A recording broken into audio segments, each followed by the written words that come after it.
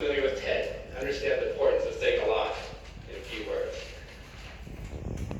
And I think the idea we're spreading here is that all students, not just students like me and Omar, but all students can benefit profoundly from some opportunities to learn without any words at all.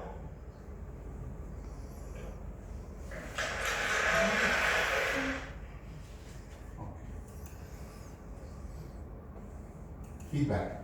What do you think? Logic? Yes. Not acceptable? Hard to do? Hard? Yes, it's Hard? hard to Did do. you try? How to apply it with 17 Yes, students in the yes. classroom? How to do? All right. I get a lesson without talking. Tell me if you understand anything.